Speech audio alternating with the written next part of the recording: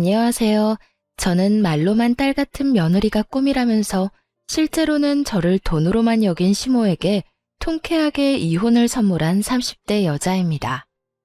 요즘 이혼 흠이 아니라고들 하시지만 그래도 막상 이혼을 결심하는 건 쉽지 않았어요. 결혼 전에 나름 똑소리 난다는 평을 들었는데 시댁과 딱 잘라 말하는 게 힘들었고 그런 이유로 이혼을 결심하는 것도 힘들었습니다. 어찌 되었든 저는 이혼을 했고 지금 생활에 만족하면 다 된 것이겠죠.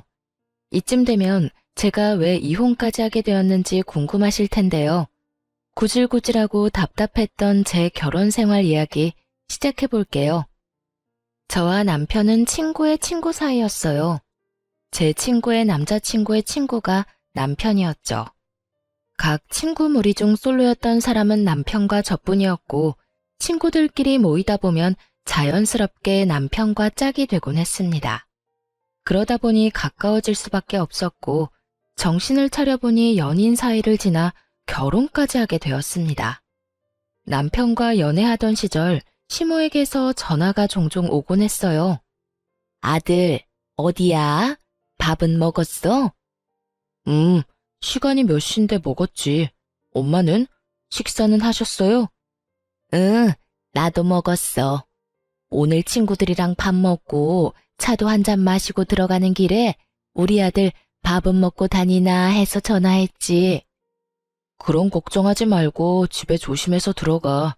나 친구랑 있으니까 할 이야기 있으면 집에 가서 해.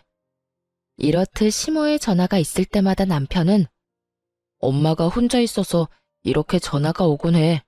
사실 어릴 때 아빠 돌아가시고 아빠 없이 혼자 키워주셔서 나한테 의지하는 것도 있고 엄마는 딸이 갖고 싶었는데 딸이 없으니 날 딸처럼 대하기도 하고 하여튼 그래.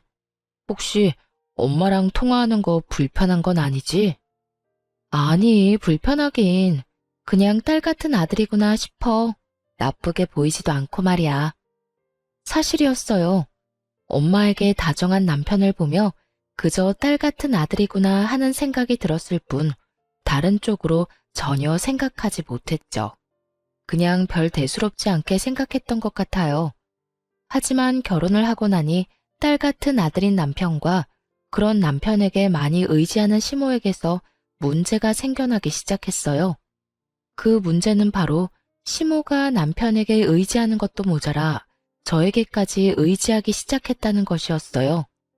남편을 키워준 부모인 시모가 며느리에게 의지 좀 하는 것이 뭐가 문제냐고 생각하시는 분들도 계시겠지만 뭐든 정도가 있는 것이 아니겠어요? 시모는 정도란 전혀 모르는 사람처럼 저에게 의지를 하기 시작했고 전 그야말로 아주 곤란한 상황의 연속이었어요. 전 결혼을 하기 전부터 재택근무가 가능한 직종에 근무하고 있었는데 결혼하고 난 후에도 임신 계획을 세우며 재택근무를 계속하게 되었어요.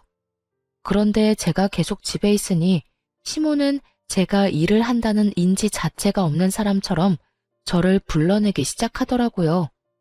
처음 몇 번이야 시모가 저와 친해지고 싶어서 그런가 보다 싶기도 했고 저 역시 시모와 가깝게 지낼 기회라 생각되어 잘 지내보려고 했어요. 하지만 시모의 의중은 제가 생각하는 것과 거리가 멀어 보였고 심지어 급하게 처리해야 하는 일이 있는데도 불구하고 막무가내로 약속을 잡고선 화를 내기 시작하는데 이건 아니라는 생각이 강하게 들기 시작하더군요. 아가, 오늘 개봉하는 영화가 있는데 같이 보러 가자꾸나. 일찍 만나서 영화 보고 점심 먹고 소화할 겸 백화점도 한 바퀴 돌면 좋을 것 같지 않니? 아, 어머님, 오늘은 좀 힘들 것 같아요. 급하게 처리해야 할 일이 있어서요. 내일 하면 안 되니? 계속 기다리던 영화라서 꼭 오늘 보고 싶은데. 사실 진작 처리했어야 하는 일인데 어제도 그제도 어머님 만나느라 미뤘어요. 그래서 오늘까진 꼭 처리해야 할 것 같아요. 그래? 그러면 몇 시까지 일하면 되니? 설마 밤늦게까지 해야 하는 건 아니지? 해봐야 알 것 같은데 왜 그러세요? 너 일 끝나는 대로 보러 가려고 그러지. 일찍 만나서 영화 보고 쇼핑도 하고 싶었는데 어쩔 수 없지 뭐. 오늘 심야로 영화만 보고 내일 만나서 쇼핑하자꾸나. 이쯤 되니 시모는 저를 의지하는 것이 아닌 호구로 여기는 것이 분명해 보이더군요. 매번 만나자고 해서 나가면 시모는 지갑조차 가지고 오지 않았고 한번 백화점에 구경하러 가자고 할 때마다 꼭 하나는 사드려야 만남이 끝이 나곤 했으니까요. 하물며 제 스케줄을 비롯해 제 컨디션은 단 하나도 신경 쓰지 않고 오로지 본인만 생각하는 시모를 보며 이제 더는 끌려다니지 말아야겠다는 생각이 들더군요. 어머님, 아마 일 마무리하면 늦어질 것 같은데 마냥 기다리시는 것도 그렇고 저도 일 끝내고 나면 피곤할 것 같아서 좀 쉬려고요. 그러니 오늘 영화는 친구분이랑 보러 가시는 게 어떠세요? 친구? 네가 내 친구이자 며느리 아니니? 그런 네가 있는데 내가 누구랑 영화를 보러 가겠어? 그러지 말고 같이 가. 내가 기다리면 된다니까. 나 잘 기다릴 수 있어. 애도 아니고 빙빙 돌려 말해선 도무지 알아듣지 못할 것만 같더군요.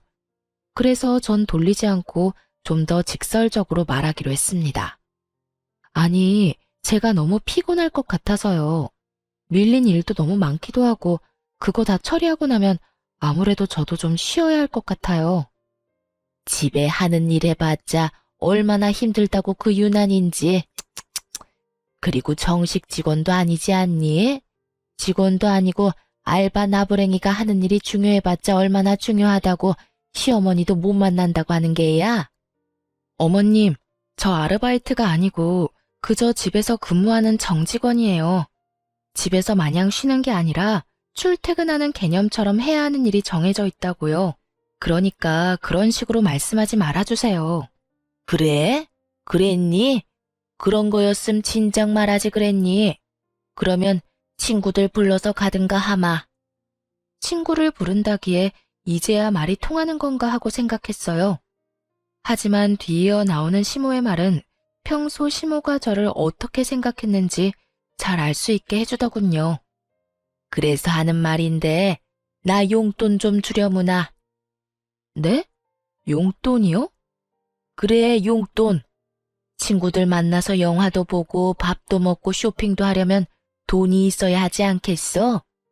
평소엔 너랑 다녀서 돈이 필요 없었지만 너는 바쁘다고 했잖니.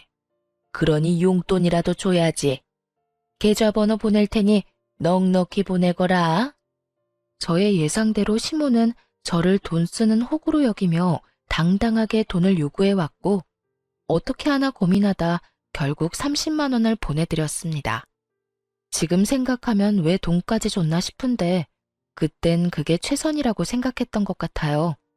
딱 그때까진 그래도 이런 시모라도 사랑하는 내 남편을 혼자 힘들게 키워주신 분이라는 생각이 강해 잘 지내고 싶었으니까요. 하지만 이런 제 생각을 산산이 부숴버리는 연락을 받게 되었어요. 바로 그날 저녁에요. 네, 어머님. 오늘 영화 재미있게 보셨어요? 식사는 잘 챙겨 드셨고요? 영하고 나발이고 넌 젊은 애가 통이 작아도 어쩌면 그렇게나 작니? 네? 갑자기 그게 무슨 말씀이세요? 통이 작다니 혹시 돈이 모자랐어요? 뭘 당연한 걸 물어? 고작 30만 원으로 누구 코에 붙이라고 그걸 용돈이라고 보낸 게야. 네 그 코딱지만한 씀씀이 때문에 내가 오늘 친구들 앞에서 얼마나 창피했는 줄 알기나 알아? 여러분, 30만 원이 작은 돈인가요? 영화 보고 밥 먹는데 도대체 얼마를 보내드려야 통 큰 며느리 소리를 들을 수가 있는 것인지 그쯤 되니 궁금해지더군요. 득달같이 화를 내는 시모의 반응에 당황한 제가 아무 말도 못하고 있자 시모는 이대로 밀어붙이자 싶었는지 더 황당한 말을 꺼내놓기 시작하더군요. 그러지 말고 너 쓰는 카드 있지? 카드 있긴 하죠. 그런데 카드는 왜요? 왜긴 왜야. 이럴 때마다 용돈 받아 쓰는 것도 나도 힘들다. 그러지 말고 너 쓰는 카드 그거 나 다오. 내가 가지고 있으면서 이럴 때마다 알아서 잘 쓸 테니. 카드를 요구하는 시댁 식구들이 있다는 말을 들은 적 있지만 그 개념 없는 식구가 제 식구가 될 줄은 꿈에도 몰랐습니다. 거기에다 어쩌면 이리도 당당한지 정말 박수라도 쳐주고 싶은 심정이더군요. 시모의 요구가 당당하면 당당할수록 전 그런 시모와 잘 지내보고자 하는 의지는 바닥을 향해 곤두박질 쳤고 기어이 시모의 입에서 지금 받으러 온다는 말이 나오고 나서야 모든 것을 내려놓게 되더군요. 너 집에 있지? 지금 받으러 가면 되니? 내가 가는 게 정 부담스러우면 퀵으로 보내거라. 아니면 카드만 택시 태워 보내든지. 뭐든 다 괜찮으니 오늘 내로 주기만 해. 아니요, 어머님. 오실 필요도 없고 제가 카드만 보내는 일도 없어요. 뭐라고? 그게 무슨 뜻이니? 설마 카드 못 준다는 말을 하는 거니? 네, 저는 카드 못 드려요. 애초에 드릴 마음도 없었고요. 뭐야? 그까지 카드 좀 주는 게 뭐 힘든 일이라고 그렇게 딱 잘라서 안 된다고 하는 게야? 어머님은 어떨지 몰라도 전 힘이 들어서 못 드릴 것 같네요. 저도 쓰는 카드를 어떻게 어머님을 드리겠어요. 하여튼 그런 줄 아시고 다신 카드 이야기는 하지 말아주세요. 그럼 저도 피곤해서 끊을게요. 이렇게까지 안 된다고 딱 잘라 말했지만 시모는 여전히 정신을 차리지 못하고 있었고 저를 보면 카드를 맡겨놓은 사람처럼 카드 타령을 해대더군요. 물론 그럴 때마다 전 절대 안 된다고 못을 박아버렸고요. 이런 상황에서 제일 어이없는 게 무언지 아세요? 저에게 말끝마다 카드 타령을 해대는 시모는 막상 남편에겐 아무런 요구를 하지 않는다는 거였어요. 용돈이나 카드 타령을 하기는커녕 준다는 용돈도 마다하고 나서기 일쑤였죠. 엄마, 용돈 이걸로 필요한 거 사 쓰세요. 아니야. 엄마 돈이 있어. 우리 아들이 어떻게 번 돈인데 이걸 엄마가 써. 뒀다가 우리 아들 필요한 데 있으면 써. 엄마는 정말 괜찮아. 이렇게 말하면서요. 자기 아들 돈은 아깝고 제 돈은 은행에서 돈 뽑아 쓰듯 쉽게 생각하는 시모를 바라보는 제 심정이 어떨지 짐작이 되시나요? 얄미운 것도 얄미웠지만 이해도 되지 않았고 문제도 많아 보였죠. 용돈이나 카드에 대한 요구가 계속되면 계속될수록 시모와 저의 사이는 멀어졌고 이러는 와중 남편은 중재를 한다며 저에게 헛소리를 늘어놓기 시작했어요. 여보, 엄마한테 대충 이야기 들었는데 그냥 카드 좀 드리면 안 돼? 당신이 카드 준다고 해도 엄마가 막 쓸 사람도 아니고 카드가 정 찝찝하면 용돈을 달마다 주던가. 달마다 이런 이유 저런 이유 되면서 적게는 20만 원, 많게는 50만 원씩 가져가시고 있어. 어떤 달에는 도저히 입을 옷이 없다고 돈 내놔라. 어떤 달에는 몸보신한다고 30만 원. 그건 용돈 아니야? 뭘 얼마나 더 달란 말이야. 아, 몰라. 난 이제 더는 못하니까 그렇게 주고 싶으면 당신이 줘. 카드를 주던지 용돈을 주던지 당신이 알아서 하라고. 당신 엄마는 왜 나한테만 그래? 당신 돈은 그렇게나 아까워서 벌벌 떨면서 왜 내 돈만 못 빼가서 난리냐고. 당신도 잘 알잖아. 우리 엄마 딸 같은 며느리에 대한 로망 같은 거 있었다는 거. 그래서 그런가 봐. 아들이 주는 용돈보다 며느리가 주는 용돈이 더 기분 좋고 그런가 보지. 그러니까 당신이 좀 이해해. 어차피 당신 돈이 내 돈이고 내 돈이 당신 돈인데 뭘 그런 거 가지고 기분 나빠해. 남편의 말도 안 되는 소리를 듣고 있는데 정말 이대로는 안 되겠다는 생각이 들더군요. 그래서 전 초강수를 두기로 했어요. 아, 그래? 그러면 당신 월급 카드 놔줘. 내가 관리할게. 앞으로 거기에서 어머님 이체해주고 용돈 주고 하면 되지? 당신 말대로 그 돈이 그 돈이니까. 아, 어머님 기분 좋으시게 내 이름으로 보낼 테니 그건 걱정하지 말고. 얼마 드리면 만족하시려나? 50만 원? 100만 원? 얼마나 보내드릴까? 아예 통 크게 200만 원 드려? 에이, 여보, 왜 그래? 200만 원씩이나 주면 나 생활은 어떻게 해? 그러지 말고 그냥 내가 엄마한테 잘 말해볼 테니까 당신은 신경 쓰지 마. 똑바로 잘 처리해. 괜히 중간에서 말 이상하게 해서 내 입장 곤란하게 만들지 말란 말이야. 그렇지 않아도 나하고 어머님 사이도 안 좋은데 당신까지 보내지 말라고. 걱정도 팔자다. 내가 알아서 잘 말할 테니 그런 걱정하지도 마. 웬일로 큰 소리를 떵떵 친다 싶더니 남편은 시모에게 말을 잘했더라고요. 아주 잘 말이죠. 몇 달 동안 시모에게서 돈을 이유로 하는 연락이 오지 않았고 전 알아서 잘 해결했겠거니 하고 지냈는데 어느 날 갑자기 화가 잔뜩 난 시모에게서 전화가 왔더라고요. 전화를 받았더니 시모는 다짜고짜 화를 내기 시작했고 그 화를 내는 이유가 정말 가관이었어요. 너 미쳤니? 미쳤어? 내 아들한테 뭐라고 했길래 내 아들이 네 이름으로 돈을 보내준 것도 모자라 카드까지 네 카드라고 속이고 나한테 줬던 거야. 난 그것도 모르고 그 카드를 얼마나 썼는데. 그래요. 남편은 시모에게 매달 50만 원씩 제 이름으로 보내준 것도 모자라 자기 카드까지 제 카드라 속이며 시모에게 줬던 것이었어요. 카드에 쓰인 영문명을 읽을 줄 몰랐던 시모는 그 모든 것이 제 것인 줄 알고 신나게 카드를 긁어대고 다녔던 것이었어요. 그렇게 몇 달, 생각보다 시모의 씀씀이가 크자 남편이 감당할 수 없는 상황이 되었고 시모의 뒷바라지를 하던 남편은 결국 시모에게 연락을 해 모든 사실을 털어놓으며 카드를 다시 가져가게 되었던 것이었죠. 도대체 왜 네 돈, 네 카드를 두고 내 아들 돈을 쓰게 한 거야? 내 아들이 어떻게 번 돈인데 그걸 쓰게 만든 거냐고. 내가 너한테 카드 달라고 했지 내 아들한테 카드 달라고 했어?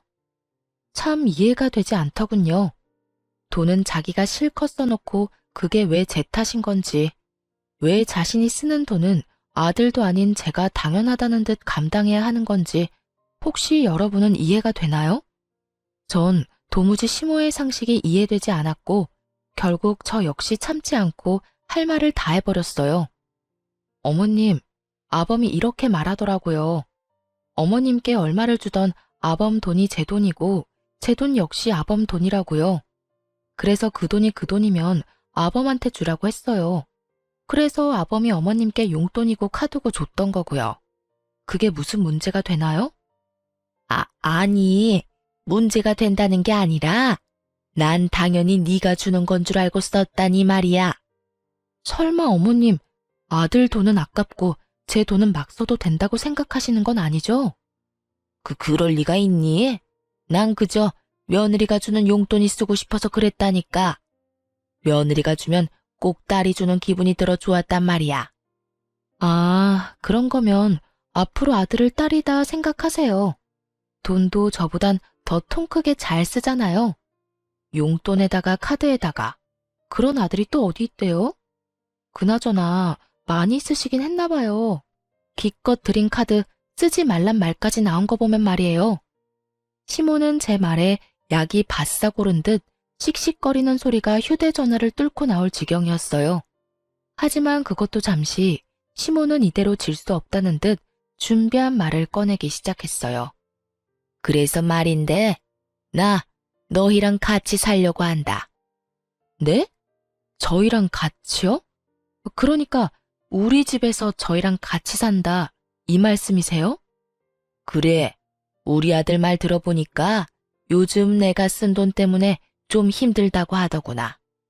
우리 집에 드는 기본적인 생활비도 그렇고 요즘 물가도 많이 올랐는데 혼자 먹겠다고 이것저것 해대는 것도 낭비 같고. 그래서 내가 너희 집에서 지내면서 음식도 해주고 너한테 살림도 좀 알려줄 겸 말이다. 정말 좋은 생각 같지 않니? 내가 같이 살면 생활비 이중으로 안 들고 따로 용돈 줄 필요도 없지 않니? 그냥 필요할 때마다 네가 사주면 되니까 말이다. 시모는 아예 저희 집에 살면서 저를 괴롭히겠다는 것도 모자라 제 지갑을 시모 지갑인 양 살겠다는 말을 당당하게도 뱉어내고 있었고 전 고민할 것도 없이 이렇게 답했어요. 어머님, 죄송한데 저는 어머님이랑 같이 살 생각 없어요. 생활비가 얼마가 들든 용돈이 얼마가 필요하든 그건 어머님 아들이랑 잘 이야기하시고요. 여기서 어머님이랑 살 일은 절대로 없을 테니 다신 합가 이야긴 꺼내지도 말아주세요. 그대로 전 전화를 끊어버렸고 그날 저녁 시모에게 이야기를 전해들은 남편이 씩씩거리며 집으로 들어오더군요. 여보, 당신 진짜 너무한 거 아니야? 내가 우리 엄마 힘들게 나 키웠다고 했잖아. 그런 우리 엄마가 생활비 좀 아끼고 내 돈 아껴주겠다고 우리랑 같이 좀 살겠다는데 그게 그렇게 단칼에 안 된다고 할 일이야? 그러면 고민하다 안 된다고 했어야 했어? 안 되는 건 그 자리에서 안 된다고 딱 잘라 말해야 딴 말 안 나온다는 거 몰라? 그리고 어머님이 돈 아끼려고 우리 집에 들어오고 싶다고 그러셔? 당신은 그 말을 곧이곧대로 믿는 거고 멍청한 거야, 순진한 거야. 아니면 그렇게 믿어서라도 어머님이랑 같이 살고 싶은 거야? 지나가는 사람 아무나 붙잡고 물어봐. 어머님이 정말 돈 아끼려고 합가하자고 하는 건지. 나 골탕 먹이려고 나랑 한 집에 살면서 내 돈을 본인 돈처럼 편히 쓰려고 들어온다는 거잖아. 당신은 왜 그렇게까지 생각하는 건데? 정말로 돈도 아끼고 살림도 도와주시려고 합가하려는 거일 수도 있잖아. 어머님이 직접 말하더라. 자기한테 살림도 좀 배우고 필요한 거마다 내가 다 사줄 테니 용돈도 필요 없다고. 이 말이 무슨 뜻인지 모르겠니? 이래도 내 말이 틀려? 그건 어쨌든 난 우리 엄마 모시고 싶어. 엄마 생활비도 아깝기도 하고 우리 엄마도 우리랑 살고 싶다잖아. 난 무슨 일이 있어도 엄마 모시고 살 거야. 당신이 싫다고 하면 이혼을 해서라도 모시고 살 거라고.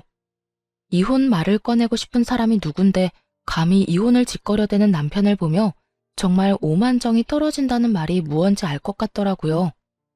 알아서 해. 난 절대 어머님 모시고 살 생각 없으니까. 그런 이유로 이혼하고 싶다면 해야지 이혼. 별 수 있겠어? 저 역시 흥분을 한 상태였고 남편 역시 저 못지않은 상태였죠. 저흰 합가와 이혼을 두고 싸우기 시작했고 남편은 생각할 시간을 좀 가지자고 하며 집을 나가버리더군요. 저 역시 흥분을 좀 가라앉힐 필요가 있다고 생각했던지라 남편을 붙잡지 않았어요. 그렇게 며칠이 지났는데도 남편은 집으로 돌아오지 않았고 전 걱정스러운 마음이 들며 시모에게 전화를 걸게 되었어요. 안부를 묻는 겸 남편이 어떻게 지내는지 궁금하기도 했으니까요. 어머님, 잘 지내세요? 나야 뭐, 잘 지낸다. 그나저나 무슨 일이니? 그간 전화도 잘 안 하더니. 왜? 집에 무슨 일이 있니? 우리 아들한테 무슨 일이 있어? 혹시 어디 아프니? 네? 아니요. 그동안 어머님께 전화도 못 드린 것 같고 그때 전화도 그렇게 끄는 게 마음에 걸리기도 해서요. 어머님 잘 지내신다면 됐어요. 또 전화 드릴게요. 끼니 잘 챙겨 드세요. 그래, 너도 네 남편 좀 잘 챙기렴. 기죽이지 말고. 네, 알겠어요. 집을 나간 지 며칠인데 남편은 시댁에 간 것이 아니더군요. 남편을 잘 모르는 사람이라면 부모 걱정시킬까봐 집으로 가지 않았나 보다 하겠지만 남편은 그럴 놈이 전혀 아니었기에 아무래도 꺼림칙한 기분을 저버릴 수가 없었습니다. 시모와의 통화가 끝난 후 전 남편의 퇴근 시간에 맞춰 회사 앞으로 찾아가게 되었고 남편이 어느 젊은 여자와 웃으며 나오는 모습을 보고야 말았죠. 평소라면 그저 회사 동료이겠거니 했겠지만 여러 상황으로 미루어 볼 때 이건 보통 일이 아니란 생각이 들더군요. 그래서 전 두 사람의 뒤를 조용히 밟게 되었고 아니나 다를까 회사에서 멀어진 두 사람은 다정한 연인의 모습을 하고 데이트를 즐기기 시작했어요. 전 그런 두 사람의 모습을 사진으로 남기며 뒤를 쫓았고 한참을 행복한 시간을 보내던 두 사람은 상간녀의 집으로 추정되는 빌라로 들어가더군요. 어쩐지 이혼 이야기가 쉽게도 나온다 싶었는데 그건 홧김이 아닌 믿는 구석이 따로 있었던 진심이었더라고요. 딱 보기에도 20대 초반의 사회 초년생으로 보이는 상간녀를 끼고 있으니 이혼하고 싶어 안달이 났던 것이었죠. 믿을 수 없는 현실과 배신감에 우는 것도 잠시였던 것 같아요. 빠르게 정신을 다잡은 저는 당연히 이혼을 마음먹게 되었고 두 사람의 뒤를 밟으며 찍은 사진들도 증거로 쓰기에 차고 넘치는 상황이었죠. 이제 남은 건 어떻게 복수를 하냐 하는 것이었는데 한참을 고민하며 이혼을 준비 중인 저에게 예상치 못한 짐들이 오기 시작했어요. 그건 바로 시모의 짐이었는데 택배로 한가득 끊임없이 옷 박스들이 오기 시작하더라고요. 그렇지 않아도 이혼 준비로 정신이 없는데 이건 또 무슨 짓거리인가 싶어 시모에게 전화를 걸었죠. 어머님, 이게 다 뭐예요? 짐 박스들이 한가득 왔던데요. 아, 그거? 뭐긴 뭐야, 내 짐이지. 나 짐 내놨는데 마침 관심 보이는 사람이 있어서 다음 주쯤이면 다 정리하고 너희 집으로 들어갈 수 있을 것 같구나. 이건 또 무슨 소리인가 싶더군요. 남편 놈은 집 나간 것도 모자라 알고 보니 다른 살림까지 차린 마당에 아무것도 모르는 시모는 저희 집에 살 거라 믿어 의심치 않는 상황이라니. 그것도 저는 단 한 번도 동의한 적 없는 합가를요. 네? 그게 무슨 말씀이세요? 저는 합가 싫다고 했잖아요. 저는 어머님 못 모시고 산다니까요. 아니, 이제 모시고 살 이유도 없다고요. 다 됐고 일단 이 짐부터 다 가지고 가세요. 싹 다 버려버리기 전에 다 가지고 가시라고요. 네가 그렇게 말하면 내가 겁먹을지 아니? 일단 집부터 정리하고 오갈 데 없다고 하면 내 아들이 나 길바닥에서 살게 할 것 같니? 우리 아들이 어떤 아들인데 무조건 나 모신다고 할 거다. 우리 아들한테 말하면 오늘 당장이라도 집으로 오라고 할 게 뻔하지만 내가 너 생각해서 일주일 시간 주는 거야. 내가 보낸 짐 정리도 좀 하고 네 마음도 정리 좀 하라고 말이다. 정말 이유 없는 이혼 없다더니 이 정도면 이혼을 하고도 남을 상황 아닌가요? 다짜고짜 합가를 하겠다니 참 대단하다 싶었어요. 시모는 본인 할 말은 다 끝났다는 듯 전화를 끊어버렸고 이렇게까지 나와주는데 저 역시 복수는 피할 수 없는 운명이다 싶더군요. 이 꼴을 당하고도 그저 조용히 이혼해주면 그거야말로 바보 멍청이 호구 아니겠어요? 전 시모의 짐을 고스란히 잘 가지고 있다가 시모가 말한 일주일이 되는 날에 그 짐을 상간녀의 집으로 보내버렸어요. 그리고 시모에게 연락을 했죠. 어머님, 준비는 다 하셨어요? 준비라고 할 게 있니? 짐은 진작 너희 집으로 보냈고 나머지 정리도 그간 다 했었지. 그렇지 않아도 지금 나가려는 참이었다. 집에 있지? 짐 정리는 다 해놨니? 난 안방 쓰면 되지. 방은 집부터 보시고 결정하세요. 제가 어머님이랑 아범이랑 같이 살 수 있는 새로운 집 구했어요. 그러니까 일단 집부터 보시고 어느 방 쓸지 결정하시면 될 거예요. 어머, 그게 정말이니? 끝까지 반대할 줄 알았더니 웬일로 그런 기특한 결정을 했을까? 드디어 정신 차렸구나. 그래, 시댁 식구하고 척지고 지내봤자 너만 손해야. 그러니까 앞으로 잘해. 내가 한평생 너희하고 붙어 살겠니? 적당히 살다가 알아서 나갈 테니 같이 사는 동안 잘 하려무나. 아, 네. 그럴 거예요, 아마. 아무튼 주소는 문자로 보내드릴 테니 지금 출발하시면 돼요. 시모는 신난 어린아이처럼 들뜬 목소리로 답하더니 전화를 끊어버렸고 저는 시모와 전화를 끊자마자 상간녀의 집 근처로 가서 시모를 기다렸어요. 얼마나 기다렸을까요? 시모가 택시에서 내리더니 빌라로 들어서더군요. 이내 많이 당황한 듯 허겁지겁 뛰어내려오는 시모의 뒤로 옷을 입다만 남편놈과 상간녀가 내려오더라고요. 엄마, 잠시만, 내 이야기 좀 들어봐. 나중에 이야기해. 지금은 이 엄마가 너무 놀라서 그래. 아니, 엄마, 잠시만. 여긴 어떻게 알고 온 거야? 누가 알려줬어? 그리고 저 짐들은 또 뭐고? 네 마누라가 나랑 같이 살 집 구해놨다고 택시 불러줘서 왔어. 내가 너희 집으로 보낸 짐도 곧 이리로 온다고 했다고. 그런데 여기에 네가 웬 여자랑 그러고 있으니 이 어미가 얼마나 놀랐겠어? 집사람이? 그럼 집사람이 여길 알고 있단 말이야? 아니, 내가 바람 피운다는 걸 다 알고 있었단 말이야? 그렇겠지. 그러니까 여기로 날 보냈겠지. 이 녀석아, 아무리 네 마누라가 싫다고 해도 바람을 피우면 어쩌자는 거야. 그것도 저렇게 어린 여자랑. 엄마, 어려도 그 여자보다 생각이 깊다고. 내가 그 여자한테 엄마 모시자고 하니까 절대 안 된다고 난리를 쳤는데 수진이는 당연히 모셔야지 뭘 그렇게 당연한 소리를 묻냐고 하더라니까. 그게 정말이야? 그럼. 수진아, 네가 말해봐. 너 우리 엄마 모시고 살 수 있다고 했지? 그럼요, 어머님. 저는 오빠가 그 여자랑 헤어지고 저한테 와주기만 하면 뭐든 할 수 있어요.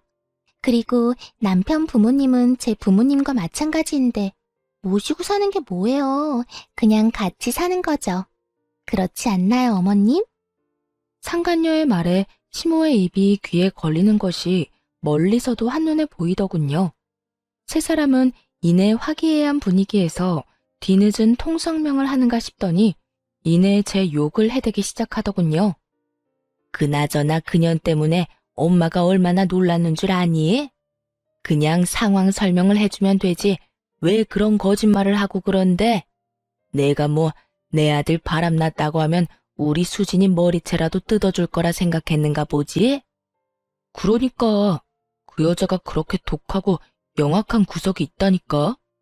내가 괜히 조강지 쳐버리고 수진이랑 살림 차리고 살고 있었겠어? 엄마 못 모신다고 눈알 뒤집고 나한테 따지고 드는데 아주 오만정이 다 떨어졌어. 어머님, 저도 오빠한테 이야기 들어보니까 그 여자랑 오빠랑 계속 살았다간 부모와 자식 간에 영 끊어지는 건 물론이고 오빠 기도 못 펴고 살 것 같더라니까요. 이야기 듣는 내내 불쌍해서 혼났어요. 그래? 그년이 내 아들 길을 죽였단 말이야? 내 인연을 그냥 내 눈앞에 있었으면 내가 그 머리털을 다 뽑아뒀을 텐데. 그렇게 애타게 보고 싶어하는 시모 앞으로 걸어갔고 저를 발견한 세 사람은 놀란 것도 잠시 의기양양한 표정으로 팔짱까지 끼고 저를 바라보더군요. 내 인연, 네가 우리 아들 길을 그렇게나 죽여댔다며? 어디 여자가 하늘 같은 남편 길을 죽이고 난리야? 네 친정에선 그렇게 가르치더니? 그럼 어머님은 아들한테 조강지 쳐버리고 바람이나 피우고 다니라고 가르쳤어요? 아님 보고 배운 건가? 혹시 돌아가신 아버님이 바람기가 있었나요? 그렇지 않고서야 어쩜 저렇게 당당하게도 바람을 쳐 피울 수가 있는 건지 도무지 제 상식으론 이해가 안 돼서요. 네가 감히 누구 앞에서 그딴 말을 짓거리는 게야? 안 되겠다. 너 당장 이혼하거라. 내가 그간의 정을 생각해서 너 이혼녀만큼은 만들지 않으려고 했는데 너 하는 꼴을 보니 도무지 안 되겠구나. 아, 그러니까 지금 저는 내쫓고 새로운 며느리 받아서 알콩달콩 잘 살겠다. 이 뜻인가요? 그래. 너와는 달리 우리 수진이는 날 모시고 산다고 하더라. 아니, 같이 사는 거라고 하는구나. 나이는 어려도 너보다 생각 깊은 게 네 눈에도 보이지 않니? 어찌되었든 조용히 이혼하거라. 뭐 소송이니 위자료니 시끄럽게 굴지 말고. 시모가 편을 들어주자 상간녀는 본인이 나서도 되는 자리라고 생각했는지 말을 치고 나오더군요. 어머님 말씀이 옳아요. 저기요, 언니.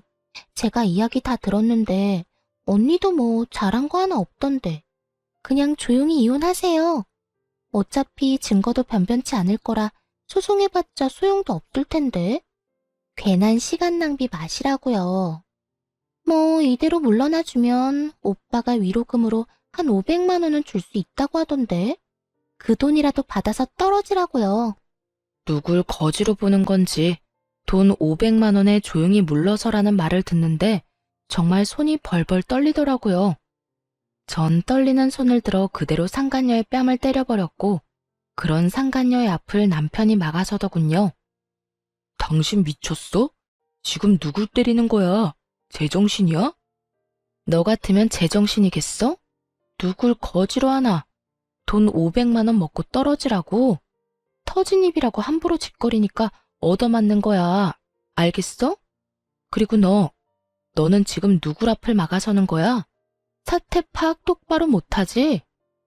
나 사태 파악 똑바로 하고 있어. 그러니까 우리 수진이 괴롭히지 마. 우리 수진이는 독한 당신과는 달리 우리 엄마한테도 잘한다고 하고 우리 엄마 모시고 산다고까지 했다고. 나 그런 수진이 사랑해. 나 이제 당신 같은 여자 안 사랑하고 수진이 사랑한다고. 남은 여생은 수진이랑 엄마하고 살고 싶어. 이혼하자. 당당하다 못해 치기 넘쳐 보이는 남편놈을 보는데 왜 제가 여기서 이런 수모를 겪고 있어야 하나 현타가 오더군요. 그래서 전 제 앞을 막아선 남편의 뺨을 힘껏 때려버리곤 이렇게 말했어요. 그래, 이혼해. 방금 따귀는 마지막 내 선물이니 평생 살면서 기억해라. 그리고 증거 없으니 소송하지 말라고 했지? 그런데 어떻게 하지?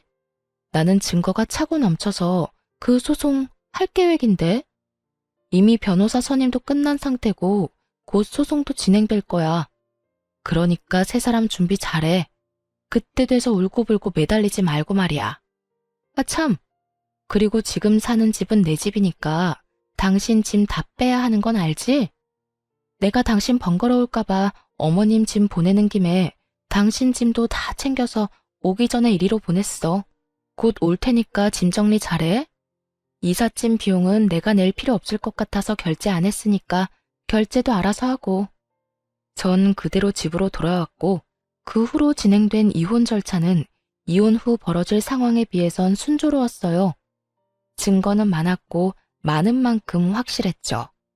그동안 시모가 보낸 수많은 문자들, 대부분 돈을 요구하고 합가를 강요하는 문자 내용들, 거기에다 하찮은 협박까지 그것뿐인가요? 전화녹음 파일 등도 증거로 쓰이며 시모 역시 위자료 지급을 피할 수 없었고 상간녀는 말하면 입 아픈 수순으로 위자료를 지급하게 되었습니다. 그렇게 이혼을 하고 난 후 이혼 사실이 전 남편의 회사에 퍼지며 상간녀와의 외도 역시 소문이 파다하게 퍼졌다고 하더라고요.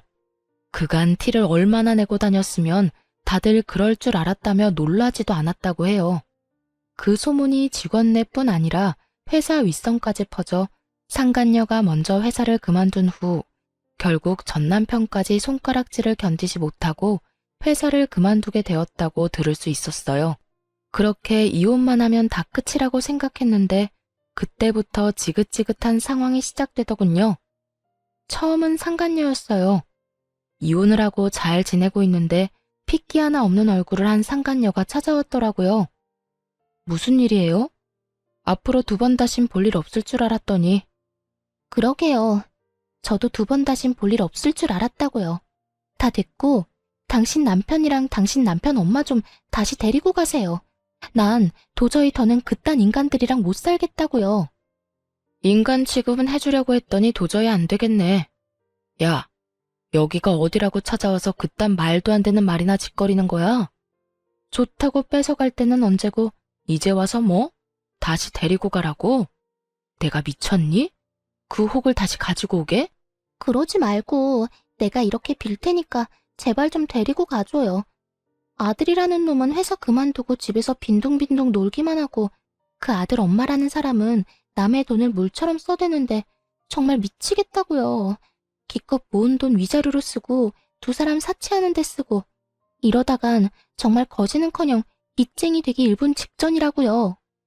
어머나, 1분이나 남았으면 많이 남았네. 그 남은 시간 여기 와서 낭비하지 말고 지금이라도 도망쳐. 나한테 와서 이래라 저래라 이상한 소리 짓거리지 말고. 내 집인데 내가 왜 도망을 쳐요. 그러지 말고 그쪽이 다시 데리고 가주면 안 돼요? 머리가 돌이니? 아님 머리가 장식이야? 싫다는데 왜 계속 같은 말을 시키는 거야? 난 분명 싫다고 했고 또 똑같은 문제로 찾아와서 괴롭히면 경찰 부를 테니까 그런 줄 알고 꺼져. 당장 꺼지라고. 전 소리를 질러버렸고 그럼에도 상간녀가 돌아가지 않아 굵은 소금을 가지고 와 머리 위로 죄다 쏟아부어 버렸어요. 그렇게까지 당한 상간녀는 다신 찾아오지 않았고 2번째는 전 남편의 차례였죠. 전 남편은 전화였는데 다 죽어가는 목소리를 한 전 남편은 제가 전화를 받자마자 울고불고 하며 매달리기 시작하더군요. 여보, 잘 지내? 난 못 지내.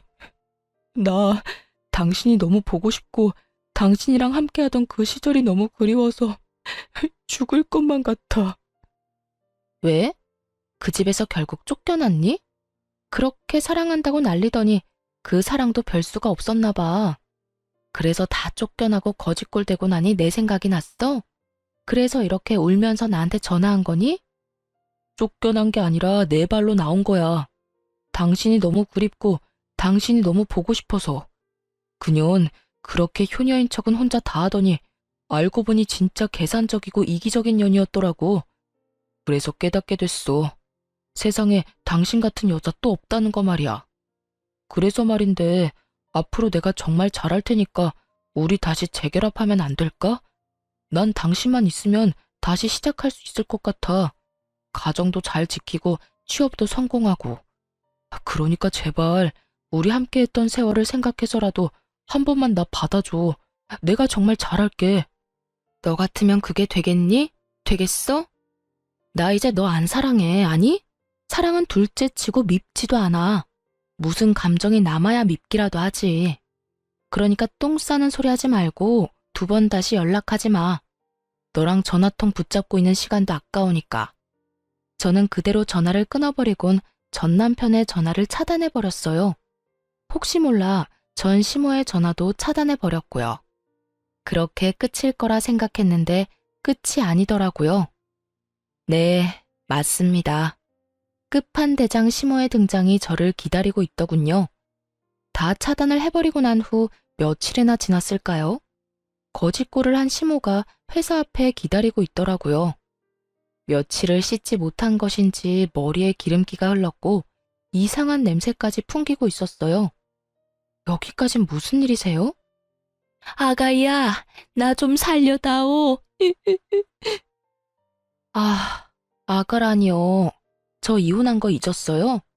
남의 회사 앞에서 이러지 말고 할 말 있으면 빨리 하세요. 저 피곤해요. 그래, 그래야지. 피곤한 사람 붙잡고 길게 이야기하면 안 되지. 그러니까 말이다. 아가, 나 좀 데리고 살아주면 안 되겠니? 이건 또 무슨 염치도 양심도 없는 말인가 싶었어요. 전 남편만이라도 데리고 살아달라도 아니고 전 시모를 데리고 살아달라니. 네? 제가 지금 잘못 들은 것 같은데 그러니까 아줌마를 데리고 살아달라고요? 이제 나랑 아무런 상관도 없는 아줌마를요? 아, 아줌마라니. 그래도 내가 한땐 네 시험이었는데 아줌마는 너무 심하지 않니? 아니다, 아줌마. 맞지, 그래. 그깟 호칭이 뭐가 중요하겠니? 다 됐고 네가 똑바로 들은 게 맞아. 나 좀 데리고 살아주면 안 되겠니? 글쎄, 나 그 집에서 쫓겨났단다. 그나마 집 한 돈은 가지고 있었는데 글쎄 아들이 사업이라도 해보겠다고 하더니 그 돈을 도박으로 다 날렸다지 뭐야. 그게 어떤 돈인데. 그래서 집에서 쫓겨나고 원수 같은 아들놈마저 날 버리고 내가 오갈 데가 없어. 이러면서 대성통곡을 하기 시작하는데 기가 막혀 말도 안 나오더라고요. 얼마 남지 않은 부모 노후자금 가지고 도박을 해 다 날려버린 남편놈은 전 시모를 버리고 도망을 가버렸고 그런 것도 아들이라고 이러지도 저러지도 못하고 거짓골로 지내다 저에게까지 찾아온 전 시모라니. 아무리 복수를 꿈꾸긴 했었지만 이렇게까지 망가진 걸 바란 것은 아니었는데 참 안타깝기도 불쌍하기도 했어요. 그렇다고 제가 책임질 정도의 감정은 아니었고요. 한참을 대성통곡을 해대던 시모는 힐끔 제 눈치를 살피며 제 손을 잡으려고 했고 전 그런 시모의 손을 쳐내며 이렇게 말했습니다. 이제 할 만큼 다 했어요. 사연팔이도 다 했고 불쌍한 척도 그 정도면 연기대상급이었고 눈물도 좀 뺐으니 할 만큼 다 한 것 같은데 더 할 게 남았나요? 사연팔이? 너 무슨 말을 그렇게나 심하게 하니? 아무리 네가 나한테 감정이 좋지 않다고 해도 내가 한때는 네 시험이었는데 그렇게까지 말하는 건 좀 아니지 않니? 한때는 절 죽어라 괴롭혔던 시어머니였으니까 이렇게까지 하는 거예요. 아직 그걸 모른다니 참 유감이네요. 뭐라고? 내가 널 언제 죽어라 괴롭혔다고 그러니? 모른다니 그것 역시 유감이네요. 하여튼 전 아줌마랑 같이 살 생각 전혀 없고요. 땡전 한 푼 도울 생각은 더더욱 없으니까 다신 찾아오지도 찾지도 마세요. 그러게 있을 때 좀 잘하지 그랬어요. 나한테 아줌마가 조금이라도 다정하게 대해줬으면 그간의 정을 생각해서라도 찜질방 비용 정도는 줬을 텐데요. 제 말에 약이 오를 대로 오른 시모는 태세를 바꿔 제 머리채라도 잡아보고자 저에게 달려들더군요. 하지만 그런 시모를 예상했던 저는 시모의 팔을 확 잡아 밀쳐버렸고 그 자리에서 경찰을 불러버렸어요. 제가 그렇게까지 할 거라 예상하지 못한 시모는 혼비백산이 되어 주랭랑을 쳐버렸고요. 시모의 주랭랑을 마지막으로 지긋지긋한 인형과도 작별을 하게 되었습니다. 끝날 때까지 끝난 게 아니라고 하더니 이번엔 정말로 끝이 났더라고요. 그 후로 저는 일상을 즐기며 잘 살고 있어요. 주말엔 취미생활도 하고 그간 만나지 못했던 친구들도 만나며 아주 알차게 보내고 있어요. 비정상적인 시모와 남편의 외도. 둘 중 한 가지만 경험했어도 학을 떼게 됐을 이혼 사유 두 가지를 다 겪고서 이혼을 한 터라 결혼에 대한 생각은 전혀 하지 않고 있습니다. 시간이 지나고 지금 느끼는 감정이 무뎌지면 또 어떻게 될진 알 수 없는 일이지만 현재까진 그렇네요.